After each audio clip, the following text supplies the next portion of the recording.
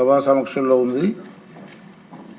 ఇప్పుడు విషయం ఏంటంటే ఆంధ్రప్రదేశ్ జీతంలో పెన్షన్ చెల్లింపు మరియు నిర్ణీత తొలగింపు సవరణ బిల్లు 2026ను పరిగణలోకి తీసుకోవడం. ఈ ప్రతిపాదనను ముఖ్యంగా సుముఖంగా ఉన్నవారు అవునండి, వ్యతిరేకంగా ఉన్నవారు కాదనండి. అవునన్నారు అందరూ అవునన్నారు. ప్రతిపాదన ఆమోదించబడింది. బిల్లు పరిగణలోకి తీసుకోబడింది.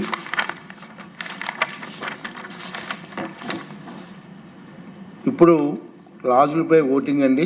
2వ క్లాజు, 1వ క్లాజు, ఎనాక్టింగ్ ఫార్ములా లాంగ్ టైటిల్కు ఎలాంటి సవరణలు లేవు. అవి సభా సమక్షంలో ఉన్నాయి. ఇప్పుడు విషయం ఏంటంటే 2వ క్లాజు, 1వ క్లాజు, ఎనాక్టింగ్ ఫార్ములా లాంగ్ టైటిల్కు సుముఖంగా ఉన్నవారు అవుననండి, వ్యతిరేకంగా ఉన్నవారు కాదనండి. అవునన్నారు అందరూ అవునన్నారు. 2వ క్లాజు, 1వ clause, enacting formula long title bill భాగం అయ్యాయి. గౌరవ ముఖ్యమంత్రి గారికి బదులుగా ఆర్థిక శాఖ మంత్రి గారు ఆంధ్రప్రదేశ్ జీతములు, పెన్షన్ చెల్లింపులు మరియు నిర్ణీతల తొలగింపు సవరణ బిల్లు 2026ను ఆమోదించుటకు అనుమతి కోరుతారు. విషయం బిల్లు ఆమోదించడం. ఈ ప్రతిపాదనను సుముఖంగా ఉన్నవారు అవుననండి, వ్యతిరేకంగా ఉన్నవారు కాదనండి. అవునన్నారు అందరూ అవునన్నారు. ప్రతిపాదన ఆమోదించబడింది. బిల్లు సభ ఆమోదం పొందింది.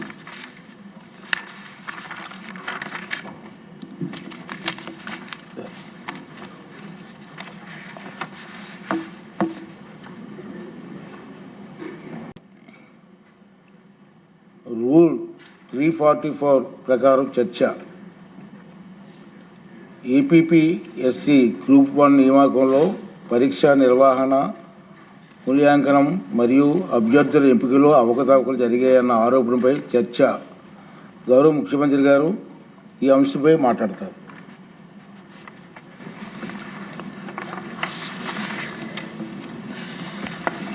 అధ్యక్ష,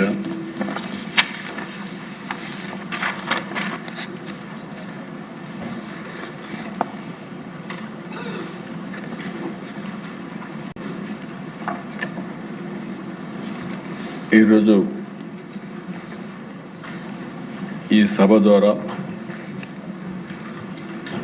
రాష్ట్ర ప్రజలకు, ప్రత్యేకంగా యువతకి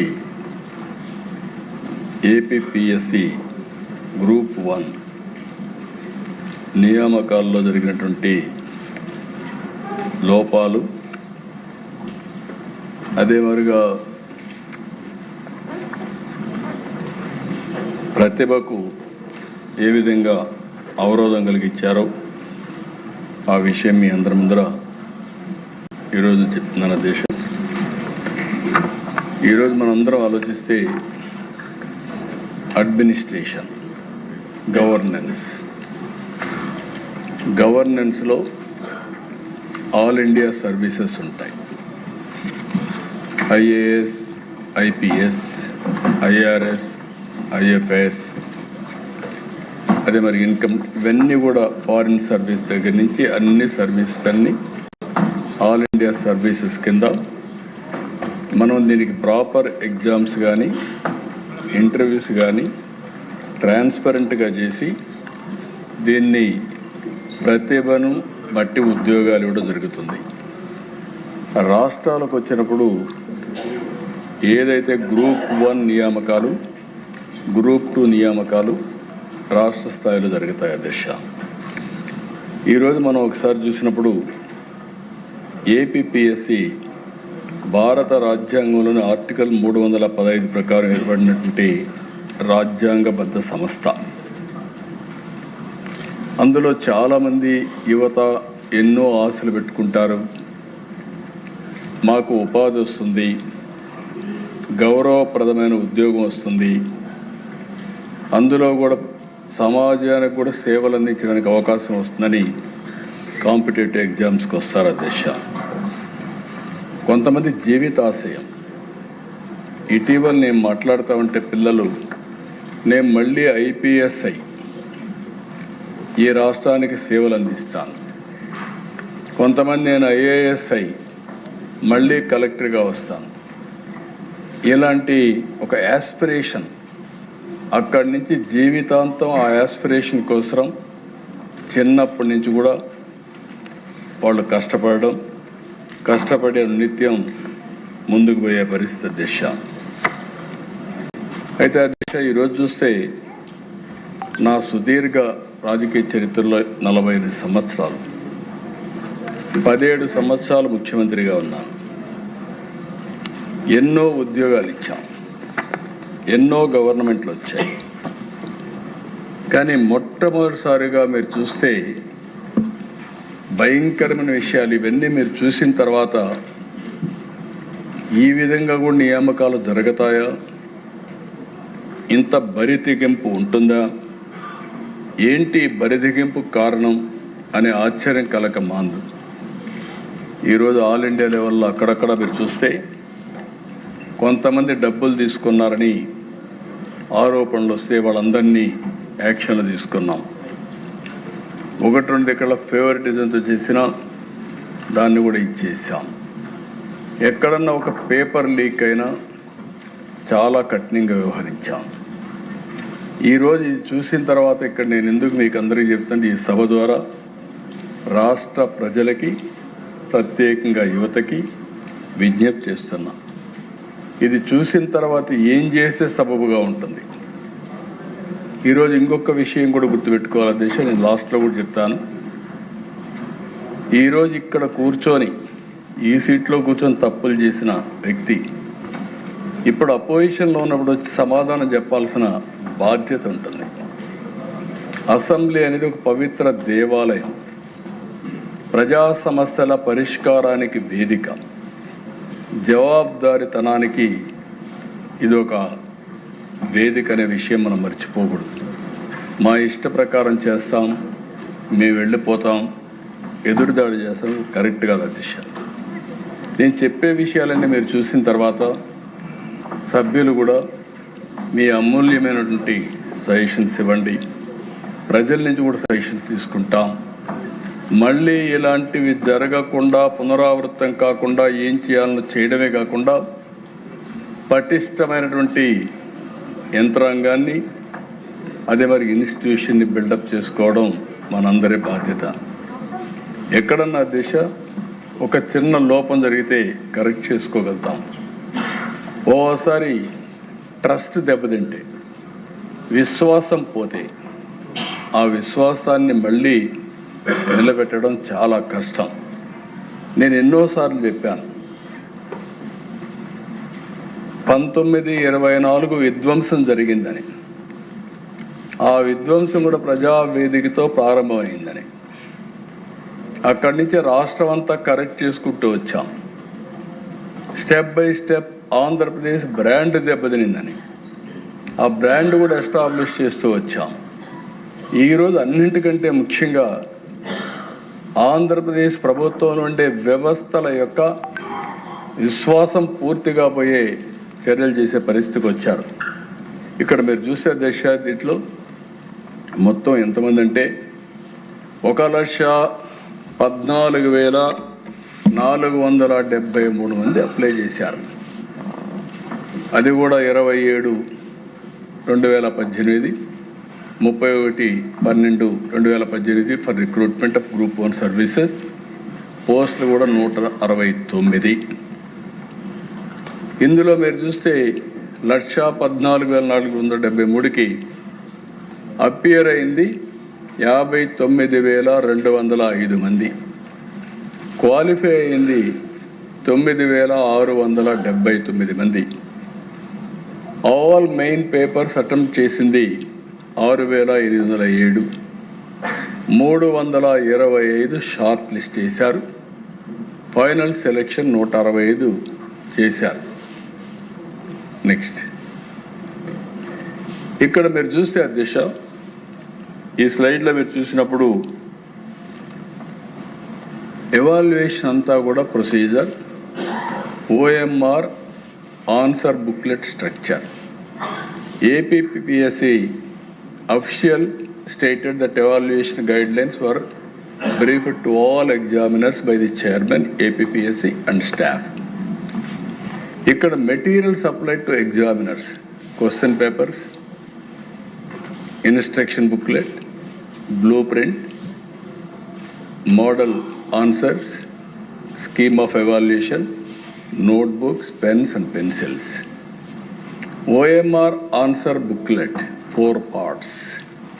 Part 1, candidate particulars and identification. Part 2, first evaluation slip. Part 3, second evaluation slip. Part 4, third evaluation slip. Next. ఇక్కడ దశ బ్రాడ్గా స్ట్రక్చర్ని మీకు ప్రజెంట్ చేశాం.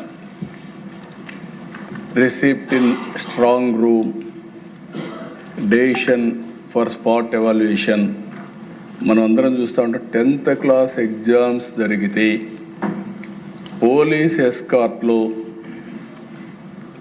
ఎగ్జామినేషన్ సెంటర్కి తీసుకొస్తాం.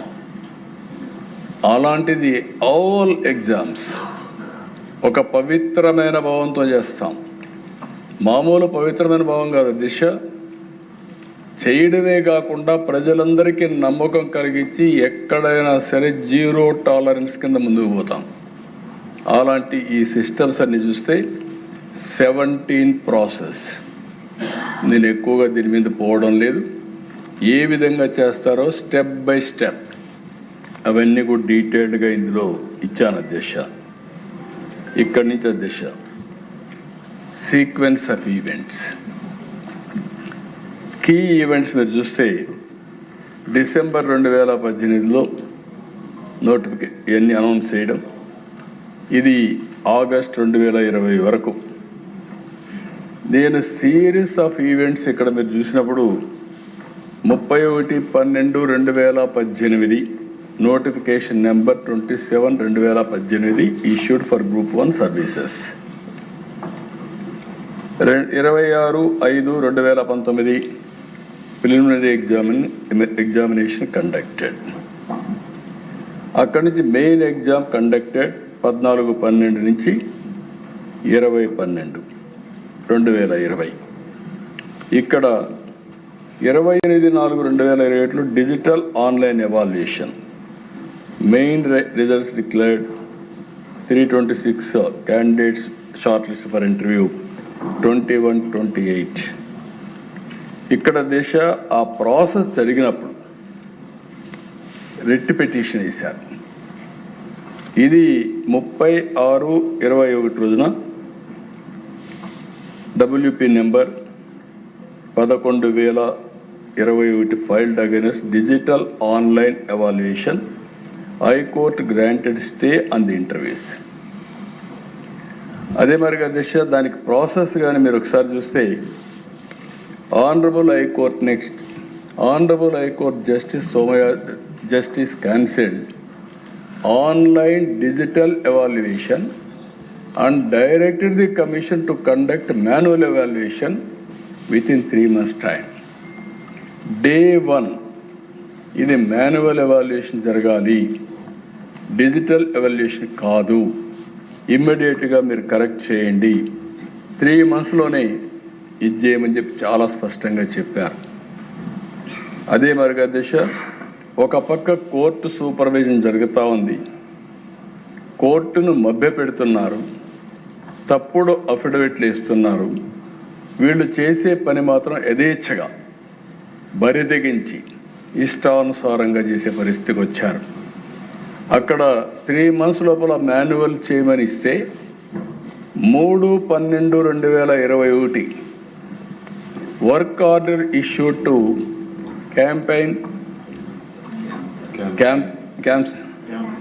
CAMSIGN Media Limited for manual evaluation by Secretary APPSC. Court direction ఇస్తుంది, secretary ఒక private కంపెనీకి ఒక ప్రైవేట్ ఏజెన్సీకి మాన్యువల్ ఎవాల్యుయేషన్కి ఆర్డర్ ఇస్తాడు. అక్కడి నుంచి మీరు చూస్తే అధ్యక్ష 5/12/21 tabulation and OMR valuation slips was done in Highland in the name of manual evaluation. Chronologically మీరు చూస్తే every time they have violated completely. I have given మళ్ళా నేను నేను ఎక్స్ప్లెయిన్ చేస్తాను. మొత్తం కలిసి ఇక్కడ కిందికి వెళ్ళండి. నెక్స్ట్ ఇక్కడ మళ్ళీ మీరు చూస్తే చాలాసార్లు నేను రెడ్ లెటర్స్లో పెట్టేటన్ని కోర్టుకు పోయినట్టు. Court time and again government direct చేస్తానే ఉంది, క్లోజ్గా మానిటర్ చేస్తూ ఉంది. ఇంకొక పక్కన వీళ్ళు యథేచ్ఛగా కోర్టుని తప్పుదారి పట్టించడానికి రాంగ్ అఫిడవిట్స్ ఇస్తూనే వచ్చారు.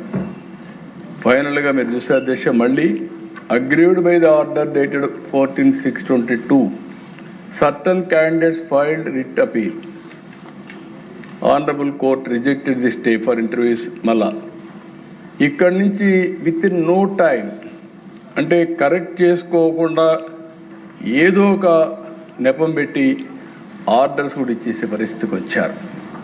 Commission continues with interviews and announces final selection list and 163 candidates joined the service by giving an undertaking. C.V. Ramanaya, అప్పుడు డిప్యూటీ సెక్రటరీ, ఈయన ఎవాల్యుయేషన్ జరగలేదంటాడు. లాజిస్టిక్స్ కాస్ట్ కోసం అదే 2/1/2023లో 1.14 crores డబ్బులు ఇస్తాడు. అంటే ఏ విధంగా బిహేవ్ చేశారో కాంట్రడిక్షన్స్ మీరు చూస్తే చాలా స్పష్టంగా అర్థమవుతుంది. నేను ఇవన్నీ చెప్పే ముందు ప్రాసెస్ చెప్పిన తర్వాత ఈ జీవోలన్నీ కూడా మీకు ఒక ఐడియా వస్తుంది అధ్యక్ష. ఫైనల్గా 27 నెక్స్ట్ కిందికి వెళ్ళండి. ఇక్కడికి వచ్చినప్పుడు ఆనరబుల్ హైకోర్టు అగైన్ చాలా స్పష్టంగా ఇవన్నీ చూసిన తర్వాత ఒక కమిటీ ఓటేసి కమిటీ రిపోర్ట్ తెప్పిస్తే హైలాండ్లో ఎవాల్యుయేషన్ జరిగింది, అదే మాదిరిగా ఫ్రాడ్ జరిగింది అని నమ్మిన తర్వాత సిట్ కాన్స్టిట్యూట్ చేశారు అధ్యక్ష. సిట్ దీని డీటెయిల్గా డెప్త్కి వెళ్తే అధ్యక్ష ఈరోజు మొత్తం రికార్డ్స్ అన్నీ కూడా మన దగ్గర ఉన్నాయి. ఆ రికార్డ్స్ అన్నీ చూసిన తర్వాత అధ్యక్ష వాళ్ళు ఒక ఇది కూడా పెట్టారు. ఫారెన్సిక్ ఎవిడెన్స్ అనేది రాష్ట్రంలో ఉండే ఫారెన్సిక్ ఎవిడెన్స్తో ఫారెన్సిక్ ల్యాబ్తో మీరు చేస్తే తప్పులు జరిగే పరిస్థితి ఉంటుంది, మ్యానిపులేషన్ చేసే పరిస్థితి వస్తుంది, బయట వాళ్ళతో చేయమని చెప్పి కూడా డైరెక్షన్ ఇచ్చే పరిస్థితి వచ్చారు ఈ గవర్నమెంట్కి. బయట వాళ్ళు పెడితే గవర్నమెంట్ ఆఫ్ ఇండియాకి రాసి మొత్తం మీరు చూస్తే 7 స్టేట్స్ నుంచి ఒక విధంగా మనం మాట్లాడుకుంటున్నాం. ఇప్పుడు ఏదైతే బ్లాక్ చైన్ టెక్నాలజీ అని ఒకరిని చేస్తే మోసం చేసేవాడు, కానీ ఇప్పుడు 7 స్టేట్స్కి సంబంధించిన ఫారెన్సిక్ ల్యాబ్స్ ఇన్వాల్వ్ అయ్యి మొత్తం ఎస్టాబ్లిష్ చేస్తే అధ్యక్ష మీరు చూస్తే ఈ డీటెయిల్స్ చూస్తే నెంబర్ ఆఫ్ డోసియర్స్ 734, డాక్యుమెంట్స్ రిపోర్ట్స్